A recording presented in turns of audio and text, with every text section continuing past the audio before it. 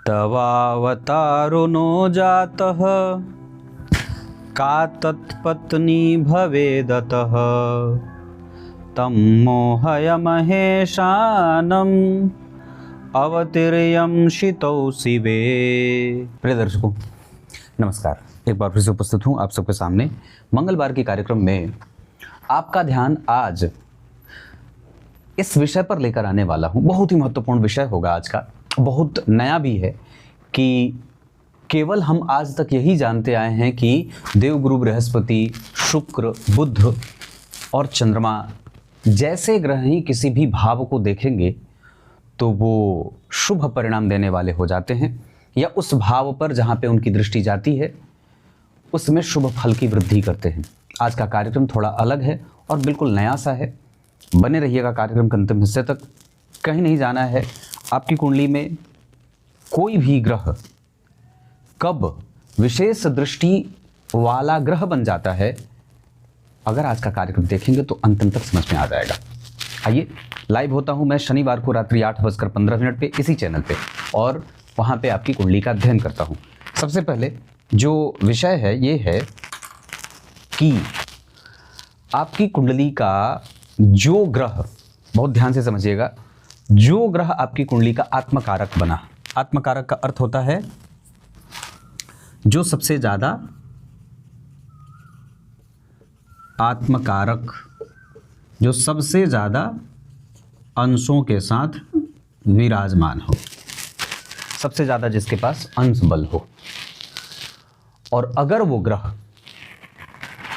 जो आत्मकारक हुआ, वो ग्रह जन्म कुंडली में अगर किसी भी स्थिति में त्रिकोण में बैठ गया, त्रिकोण में बैठ गया, त्रिकोण का अर्थ लग्न, पंचम और नवम, अगर इन भावों में बैठ गया तो एक तो वो आत्मकारक जो सबसे ज्यादा अंशों के साथ उपस्थित था, उसके बाद उसमें एक फायदा लाभ उसने और अपने में जोड़ दिया कि वो त्रिकोण में बैठ गया, अर्थात लग्न, पंचम और नवम में। अब यहाँ पे आइए कि आपकी कुंडली का कौन सा ग्रह है जो सबसे ज़्यादा अंश पे विराजमान है। मारक ग्रह, मान लीजिए आपकी कुंडली का कोई मारक ग्रह है जो सबसे ज़्यादा अंशों के साथ विराजमान है। मारक ग्रह आपकी कुंडली में जो बनता हो, मारक ग्रह कौन है? सप्तम भाव, द्वितीय भाव, तृतीय भाव भी मारक है, अष्टम भाव भी मारक है। पर सामान्यतः सप्तम भाव और द्वितीय भाव को प्रधान मारक ग्रह कहा गया है, क्योंकि जहाँ से मारक का विचार किया जाता है वो यही दोनों भाव हैं। तृतीय भाव भी मारक है। तो विचार करिए कि मारक ग्रह ही अगर आपकी कुंडली का आत्मकारक हो गया और अगर वो त्रिकोण में बैठे जाए, मतलब लग्न, पंचम और नवम में, तो सामान्य बात है कि मारक ग्रह अगर त्रिकोण में बैठेगा तो उसका मारक दोष स्वतः समाप्त हो जाएगा। त्रिकोण भाव ऐसे हैं जो अपने भाव में, अपने घर में त्रिकोण भाव लग्न, पंचम और नवम, यहाँ पे अगर कोई भी मारक ग्रह भी बैठ जाता है तो उसके मारक प्रभावों में कमजोरी या ना के बराबर वो मारक का प्रभाव समाप्त कर लेता है। तो अगर मान लीजिए आपकी कुंडली का नैसर्गिक रूप से जो मारक ग्रह बना, जैसे तुला लग्न की कुंडली के लिए देवगुरु बृहस्पति हो गए, है ना, या मिथुन लग्न की कुंडली के लिए भी मान लीजिए आपकी कुंडली में अगर क्या बोलते हैं कि शनिदेव ही बन गए, अष्टम भाव में बैठेंगे तो शनिदेव मारक हो ही जाएंगे। या फिर जन्म कुंडली सिंह लग्न की बनी, उसमें से शनिदेव मारक हो गए, अष्टम में बैठ जाएंगे तो और मारक हो जाएंगे। समझने की बात होगी।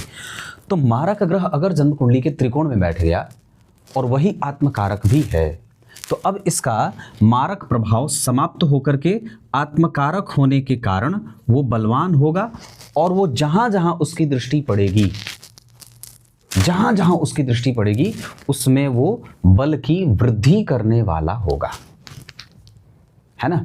जहां जहां उसकी दृष्टि पड़ेगी, मतलब क्या है कि आत्मकारक ग्रह की दृष्टि के कारण जिस भाव पर उस आत्मकारक ग्रह की दृष्टि है वो उसके भाव बल की वृद्धि कर देता है जहां वो देखता है। आत्मकारक अगर मान लीजिए पंचम भाव में बैठा, तो वो अगर पंचम भाव में बैठेंगे तो एकादशवें भाव के बल में वृद्धि कर देंगे, क्योंकि उनकी पूर्ण दृष्टि एकादशवें भाव पर होगी। अगर मान लीजिए आपकी कुंडली के आत्मकारक मंगल होते हों और अगर ये मंगल जन्म कुंडली के नवम भाव में बैठे हों, तो इनकी चौथी दृष्टि आपके 12वें भाव की सुरक्षा कर देगी। इनकी 7वीं दृष्टि आपकी कुंडली के 3रे भाव की सुरक्षा कर देगी और इनकी 8वीं दृष्टि आपकी कुंडली के 4थे भाव की सुरक्षा कर देगी। करेगी ना। मंगल को 3 दृष्टियां प्राप्त हैं, चौथी, 7वीं और 8वीं। तो इस हिसाब से क्या निकला कि जन्म कुंडली में अगर कोई भी ग्रह जो आपकी कुंडली का आत्मकारक है। अब एक बात और भी है जो समझना होगा। अब यहाँ पे आत्मकारक के साथ एक और भी सिद्धांत होगा जिसको समझते हैं कि मान लीजिए आपकी कुंडली का कोई भी ग्रह आत्मकारक हुआ, कोई भी ग्रह एक आपकी कुंडली का आत्मकारक हुआ और उसके ऊपर त्रिकोण में बैठे गुरु की दृष्टि पड़ गई। मान लीजिए त्रिकोण में गुरु बैठे हैं, लग्न, पंचम या नवम।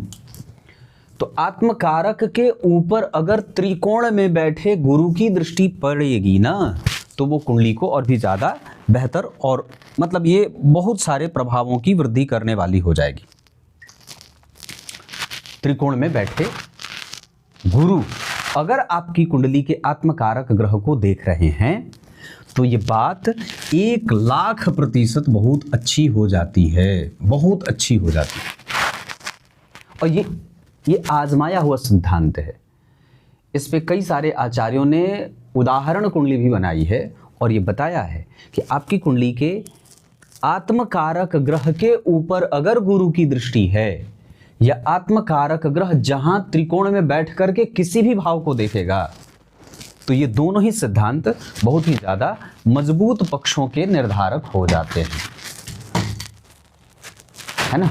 बहुत मजबूत पक्षों के निर्धारक हो जाते हैं। इसमें पहला सिद्धांत मैंने क्या बताया था कि आत्मकारक वो है जो सबसे ज़्यादा अंशों के साथ विराजमान है, और उसमें क्या लिखा कि आत्मकारक कहाँ बैठा हो, या तो लग्न, या तो पंचम, या तो नवम में, और वो जहाँ जहाँ देखेगा उसको उसके भाव की बल की वृद्धि करेगा। और दूसरा क्या लिखा कि आत्मकारक ग्रह के ऊपर त्रिकोण में बैठे गुरु की दृष्टि पड़ जाए, त्रिकोण में बैठे गुरु की दृष्टि पड़ जाए, तो ये दोनों ही सिद्धांत बहुत ही ज़्यादा जातक की सुरक्षा करने वाले हो जाते हैं।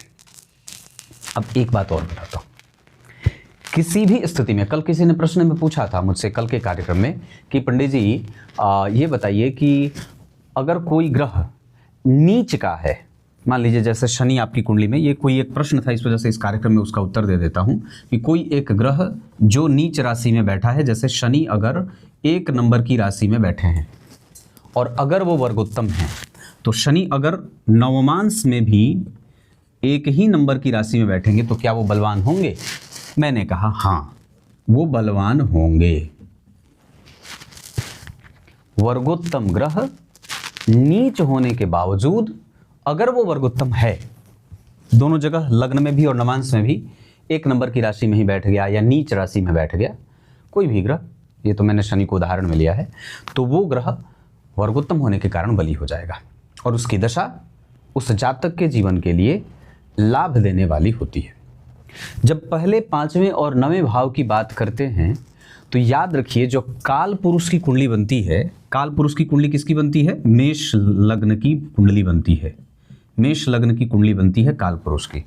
तो काल पुरुष की कुंडली जब मेष लग्न की बनेगी तो उसमें पंचम भाव में 5 नंबर, नवम भाव में 9 नंबर। इस वजह से इसे धर्म त्रिकोण कहा गया है। लग्न, पंचम और नवम भाव को धर्म त्रिकोण कहा गया है और यहाँ से निरंतर व्यक्ति के जीवन के धर्म में वर्धन होते देखा गया है। जिसके जीवन में जब कोई भी ग्रह वहाँ नवम, पंचम और लग्न में बैठ जाता है ना, तो निश्चित रूप से उस व्यक्ति के जीवन में धर्म समाहित होता है। कोई आवश्यक नहीं है कि आप नवम भाव से ही धर्म का विचार करें, धर्म का भी वर्धन लग्न ही करता है। मैंने इस पे कार्यक्रम बनाया था कि जन्म कुंडली के नवम भाव के बल की वृद्धि लग्न में बैठा ग्रह करता है। अगर लग्न में कोई ग्रह नीच का हुआ, लग्न में कोई ग्रह नीच राशि का हो गया, तो वो भाग्य को भी बलवान नहीं, कमजोर कर देगा, भाग्य को भी कमजोर कर देगा। लग्न का ये अधिकार बनता है, उसका ये काम है लग्न में बैठे ग्रह का कि वो भाग्य को भी बलवान बनाए। भाग्य के बल के डिपेंडेंसी, जो भाग्य के बल की डिपेंडेंसी होती है ना, वो लग्न पर ही निर्भर होती है। अगर लग्न में कोई ग्रह कमजोर हुआ तो भाग्य को निश्चित रूप से कमजोर करेगा। और सामान्य बात है कि लग्न में ही अगर कुंडली का प्रधान पहला घर ही मालिक वाला घर है जो, वही अगर नीच राशि से आच्छादित हो गया तो पक्की बात है कि अब वो कुंडली के प्रत्येक भावों में कितने ही अच्छे ग्रह क्यों ना बैठे हों, थोड़ी बहुत कमजोरी तो ला ही देगा, क्योंकि व्यक्ति का व्यक्तित्व तो होता है, वहीं से उसे धर्म का पालना तो कहते हैं। तो यहाँ से भी जन्म कुंडली के लग्न, पंचम और नवम भाव में देवगुरु बृहस्पति, सूर्य और मंगल जैसे ग्रहों का बैठना इस वजह से भी उत्तम माना गया है। क्यों उत्तम माना गया है? क्योंकि व्यक्ति, अब जरा ध्यान से देखें तो लग्न मेष राशि, पंचम भाव, लग्न मेष राशि, पंचम भाव और नवम भाव, यहाँ मंगल एनर्जी, सूर्य हो गए, ये भी एनर्जी है। ये तीनों अग्नि तत्व के भाव हैं। और देवगुरु बृहस्पति, ये तीनों राशियां जो हैं वो अग्नि तत्व की राशि है ना। इनके ग्रह अग्नि और वायु से संपर्क करते हैं। देवगुरु बृहस्पति आकाश तत्व के हैं और जन्म कुंडली में धर्म के कारक होते हैं। इस वजह से ही लग्न, पंचम और नवम भाव में बैठा कोई भी ग्रह धार्मिक जातक को बना देता है, क्योंकि ये चेतना का भाव होता है, विस्तार का भाव होता है, चेतना के विस्तार का होता है, सामाजिक विस्तार का नहीं होता, चेतना के विस्तार का होता है, आपकी बुद्धि के विस्तार का होता है ना। युक्ति और बुद्धि कैसी? तो बुद्धि धार्मिक है, अधार्मिक नहीं है, वो तत्वों को जानने वाली है। अग्नि तत्व, आकाश तत्व, यही दोनों का समावेश होता है इन तीनों भावों में, लग्न, पंचम और नवम में। तो व्यक्ति अपने साहस के बल पे अपने ऊपर पराक्रम करके, अपने ही ऊपर वो पराक्रम करता है, तभी वो धर्म और अध्यात्म में उसकी उन्नति होती है। अगर हम अपने ऊपर पराक्रम ना करें, हम अपने ऊपर काम ना करें, तो हमारा मन, हमारी बुद्धि, हमारी चेतना गलत दिशा में भी जा सकती है। तो इस वजह से ही कि लग्न, पंचम और नवम भाव में बैठे ग्रह व्यक्ति के चेतनता को बढ़ाने वाले होते हैं, है ना। उसके जीवन में धर्म का प्रादुर्भाव करने वाले होते हैं।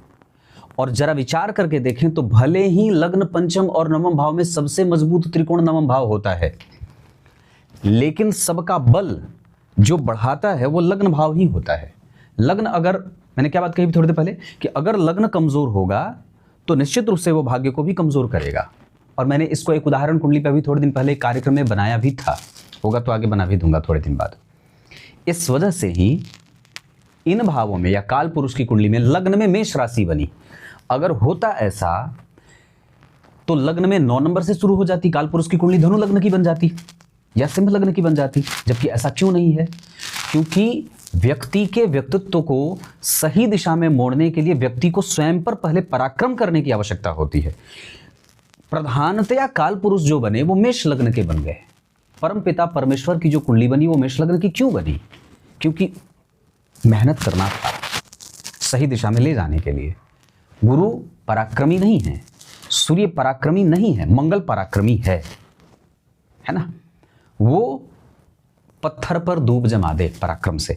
तो व्यक्ति अपने आंतरिक विकास के लिए स्वयं पे मेहनत करेगा, तभी वो धार्मिक या धर्म की तरफ या सामाजिकता की तरफ कहें या श्रेष्ठ सत्ता को वो समझ पाएगा या श्रेष्ठ सत्ता की तरफ अपना दिमाग, मन, बुद्धि लगा पाएगा, अन्यथा नहीं। इसी वजह से मेष लग्न की कुंडली काल पुरुष की कुंडली कही गई या बनी। और किसी अन्य लग्न की क्यों नहीं बनी? क्योंकि गुरु, सूर्य और मंगल, इन तीनों में सबसे ज्यादा पराक्रम तो मंगल के पास ही है, सूर्य के पास भी नहीं है। सूर्य भी आलसी है, सूर्य से प्रभावित व्यक्ति भी आलसी है ना। सूर्य से प्रभावित व्यक्ति भी देर से सोकर उठ सकता है, मंगल से प्रभावित व्यक्ति देर से नहीं सो के उठेगा। शनि से प्रभावित व्यक्ति देर से सोकर उठ सकता है। गुरु से प्रभावित व्यक्ति आज का काम कल पर टाल सकता है, वो बिगड़ सकता है। लेकिन मंगल से प्रभावित व्यक्ति अपने पराक्रम को लेकर के बिल्कुल ही मजबूती से खड़ा रहता है, उसको अपने कर्तव्यों का पूर्णतया ज्ञान होता है। इस वजह से भगवान, ये जो मैंने बात बताई है, सबसे पहले आत्मकारक के ऊपर गुरु की दृष्टि, तो कहाँ बैठ करके? तो त्रिकोण में बैठ करके। आत्मकारक ग्रह की किसी भी ग्रह के ऊपर दृष्टि, ये बलवान हो जाती है बात। उसके बाद क्यों काल पुरुष की कुंडली मेष लग्न की बनी? क्योंकि ये चेतनता की वृद्धि का संकेत देती है। और क्यों नवम भाव की वृद्धि लग्न भाव करता है? क्योंकि वो उसका वर्धन करने वाला होता है। और इसलिए होता है क्योंकि वहां पे एनर्जी की राशि बनी है, मंगल की राशि बनी है, वहां पे मंगल का प्रधानतया वहां पे मंगल का घर बनता है या घर होता है, मेष लग्न बनता है इस वजह से। अब आइए कार्यक्रम के आरंभ में जो मैंने श्लोक पढ़ा था उसका अर्थ बता देता हूं। दक्ष प्रजापति देवी मैया से प्रार्थना करते हैं कि भगवान ब्रह्मदेव के, जो ब्रह्मदेव हैं उनके ही पूर्णावतार या ब्रह्म के पूर्णावतार जो शिव जी हैं, जो भगवान ब्रह्मदेव के भ्रिकुटी से उत्पन्न हुए हैं रुद्रदेव, रुद्र जो भगवान शिव के पूर्णावतार हैं, उनके विवाह की बात अभी तक नहीं हुई है, उन्होंने अभी तक पाणी ग्रहण नहीं किया है। तो दक्ष प्रजापति देवी मैया की तपस्या करते हैं, उसके बाद उन्हें मनाते हैं, कहते हैं कि आप निश्चित रूप से हमारी पुत्री के रूप में हमारे यहाँ जन्म लीजिए या आप आइए किसी भी तरीके से। तो देवी मैया ने कहा कि मैं आपके यहाँ आऊँगी, पुत्री बनकर आऊँगी और भगवान शिव से पाणी ग्रहण करूँगी। क्लियर है? ऐसा ही है। तब तक के लिए इजाज़त दीजिए, कल एक बार फिर से उपस्थित होंगे। बहुत बहुत नमस्कार।